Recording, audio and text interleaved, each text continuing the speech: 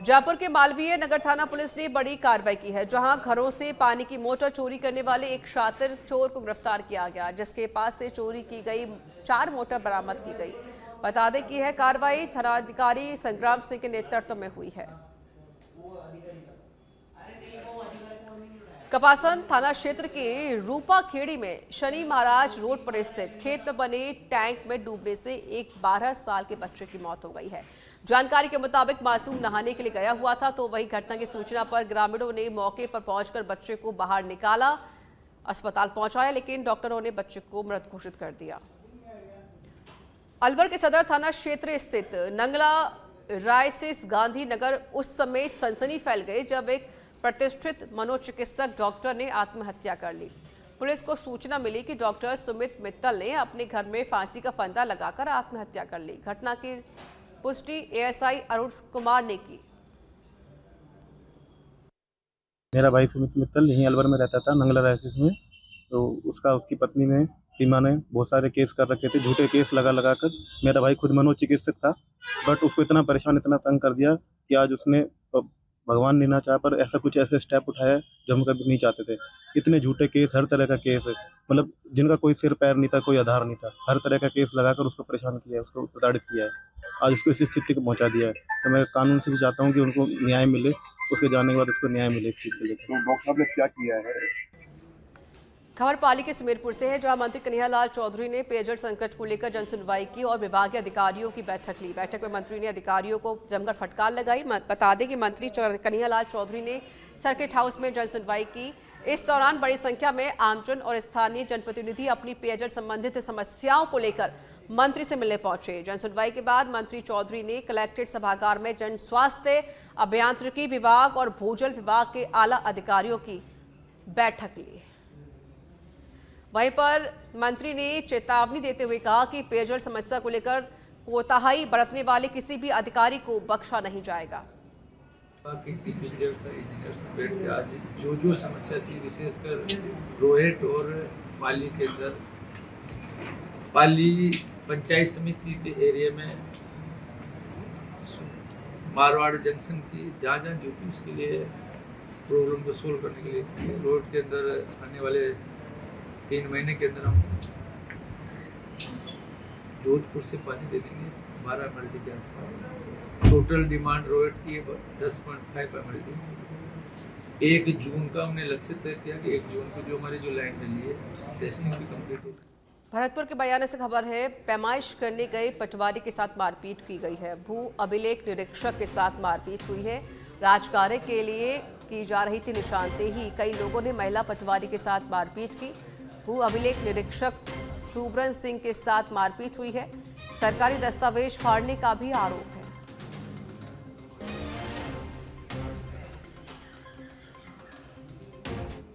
जालौर के भीनमाल से खबर है, दबंगों ने दुकान में घुसकर व्यापारी पर हमला किया। दुकान में रखे मशीनरी टूल से किया है जानलेवा हमला।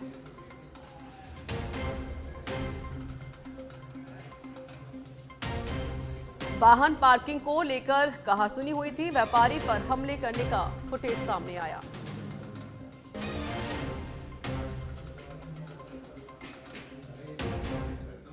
सिरोही के आबू रोड से बड़ी खबर है, नेशनल हाईवे 27 पर ट्रक ने मजदूरों से भरे ट्रैक्टर को टक्कर मारी है। सड़क हादसे में करीब 8 से 10 लोग घायल हुए हैं।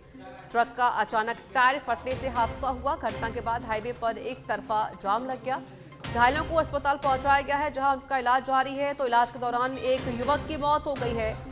सदर थाना क्षेत्र के केवरली रेलवे अंडर ब्रिज के पास की घटना है ये।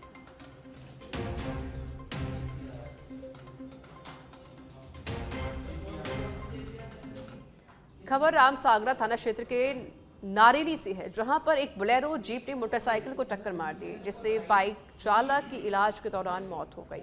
वहीं टक्कर मारने के बाद बोलेरो चालक मौके से फरार हो गया। फिलहाल पुलिस पूरे मामले की जांच कर रही है।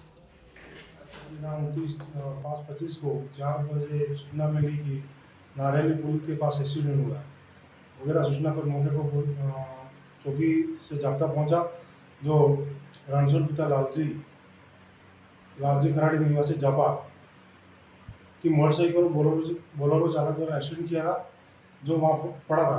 वहाँ से लेकर जनरल हॉस्पिटल डूंगरपुर लेके आए, दौरान इलाज मृत्यु हो गई।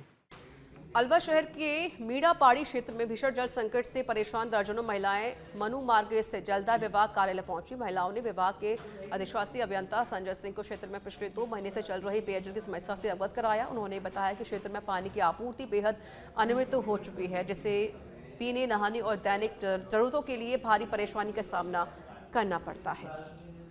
समस्या ये है, 1.5 महीने से असिस्टेंट इंजीनियर के पास राउंड लगा रहे तो कभी तो कहते वो जो है क्या ये करवा रहे हैं वो करवा रहे हैं, फिर छुट्टी आ जाती है, छुट्टी पे चले जाते हैं। लेकिन हमारे साथ दिक्कत जो 1.5 महीने से कोई पानी की समस्या का समाधान नहीं हुआ। बोरिंग था, उसमें भी जो है पानी के साथ इसमें बोरिंग में पुरानी मोटर डाल करके खाना पूर्ति करके जो है उसको चले जाते हैं, फिर वही पानी की समस्या। खबर चित्तौड़गढ़ से है, जहां प्रदेश में पूर्ववर्ती अशोक गहलोत की सरकार में बस्सी उप जिला चिकित्सालय के निर्माण को लेकर राजनीति गर्मा गई है। पूर्व राज्य मंत्री सुरेंद्र सिंह चढ़ावत के मुख्य आतिथ्य में प्रदर्शन कर शीघ्र निर्माण की मांग की गई। साथ ही पैदल मार्च निकालकर राज्यपाल के नाम में एक ज्ञापन भी सौंपा गया, लेकिन जमीनी विवाद का समाधान नहीं होने से उप जिला चिकित्सालय का निर्माण कार्य अधर झूल में अटका हुआ है। बीमारी जैसी गंभीर कोई बीमारी आ जावे तो या तो भगवान है, बी का अलावा माने कहीं नहीं सूझे। अशोक गहलोत साहब की यही सोच ही कि वहां से अशोक गहलोत साहब 25 लाख तक को आपने बिल्कुल फ्री इलाज दियो, सरकारी में कराओ, प्राइवेट में कराओ, पूरा राजस्थान की जनता का वास्ते। और ये में कोई अड़चन की अस्पताल में नहीं आवर। माने मालूम हो अगर हार्ट को भगवान नहीं करा हार्ट की बीमारी आएगी, रुपया 2.5-3 लाख रुपया चावल जेब में तो डॉक्टर। भरतपुर के बयाना कोतवाली क्षेत्र के गांव सिकंदरा क्षेत्र के जंगलों में एक अज्ञात व्यक्ति की अर्धजली लाश मिली है। सूचना पर पहुंची पुलिस ने मृतक के शव को कब्जे में लेकर पोस्टमार्टम के लिए भेज दिया है। फिलहाल पुलिस पूरे मामले की जांच कर रही है। मृतक की उम्र लगभग 35 से 40 वर्ष बताई जा रही है।